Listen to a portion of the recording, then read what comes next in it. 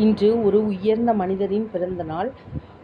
Bhimrao Ramji Ambedkar April 14ஆம் தேதி 1891 பிறந்தவர். இவரது தந்தை பீமாராவ் மாலேஜி அம்பேத்கர். இவர் பிரிட்டிஷ் இந்திய இராணுவத்தில் பணிபுரிந்தவர். இவரது தாய் பீமாபாய்.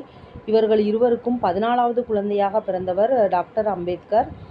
மும்பை பல்கலைக்கழகத்தில் இளங்கலை முதுகலை பட்டம் பெற்றவர். கொலம்பியா பல்கலைக்கழகத்தில் முதுகலை முனைவர் பட்டம் பெற்றவர். லண்டன் பொருளாதார பள்ளியில் முதுகலை அறிவியல் பட்டம் பெற்றவர்.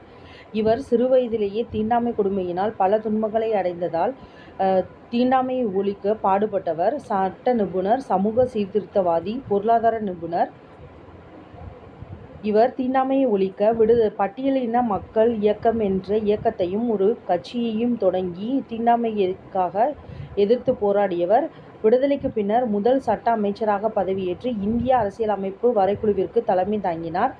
1906ஆம் ஆண்டு ராமாபாய் என்ற பெண்ணை தனது 15வது வயதில் 9 வயது சிறுமியான ராமாபாய் அவர்களை திருமணம் செய்து கொண்டார். 1935ஆம் ஆண்டு ராமாபாய் அவர்கள் நோய்வாய்ப்பட்டு இறந்து விட்டார்.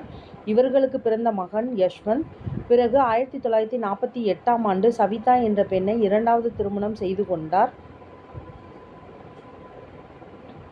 பின்னர் 1956ஆம் ஆண்டு இந்து மதத்திலிருந்து புத்த மதத்தை தழுவினார்.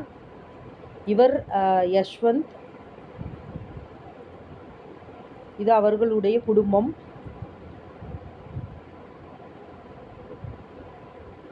தான் புத்த மதத்திற்கு தழுவியது மட்டுமல்லாமல் நவபுத்தம் என்ற பெயரில் ஆயிரக்கணக்கான மக்களை, பட்டியலின மக்களை புத்த மதத்திற்கு மாற்றினார்.